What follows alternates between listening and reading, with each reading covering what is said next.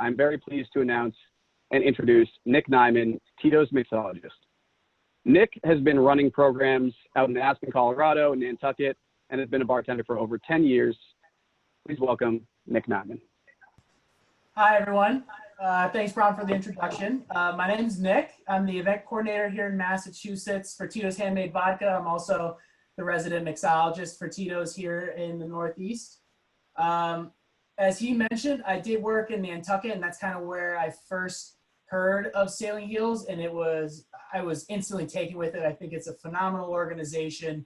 So fast forward, I start working with Tito's, and we had the opportunity to help out, and I was all hands on deck, ready to go in 100%. So I'm really happy to be here, and I'm really happy that Tito's, because we have so much giving in our DNA. Tito, when he was first starting out, would take his own vodka and just show up to different events and start bartending. And then eventually when he grew, they were asking him, what charity do you want to be your main charity? Like, where's the big charity you want to give to? And he paused and he got a little choked up, and he just said all of them, because he couldn't decide, and he loves giving back. So that's why he kind of calls us a philanthropy company with a little bit of vodka on the side. So, but either way, you guys are here probably to make a drink with me. So we're going to start out making the common storming.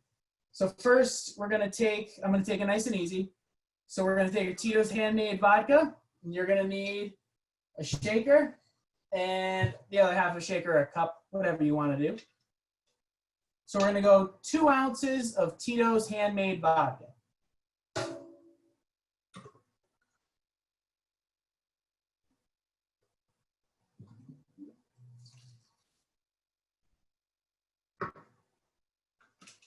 All right, nice and easy so far.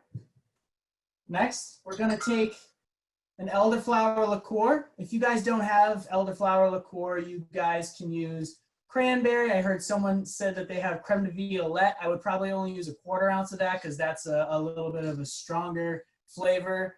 But if you have something really strong, I would kind of cut it down to a 1/4. If you have something a little more subtle, go a full ounce if you want to.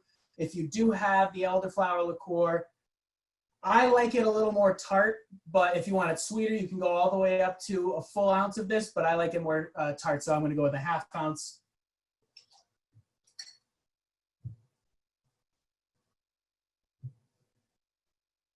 All right, our next step is going to be 1 ounce, and this is again where you can make it your own. If you want it more citrusy, you can go 1 ounce and a 1/4 ounce and a half. Or you can really dial it back if you just like bubbles primarily, and you're gonna top it with bubbles afterwards. But I do a full ounce of grapefruit.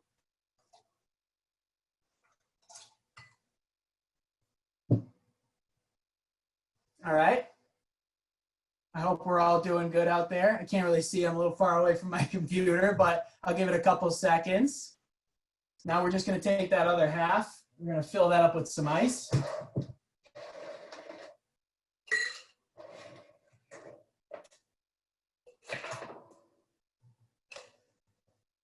All right, hopefully you're all with me. This is the fun part. We're just gonna give it a good shake.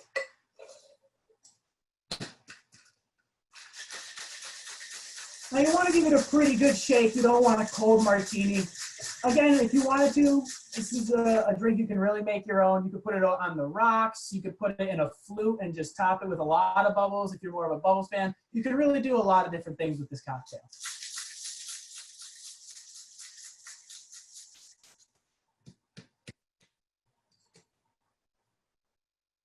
Here we are. Now we're just gonna strain that into your martini glass.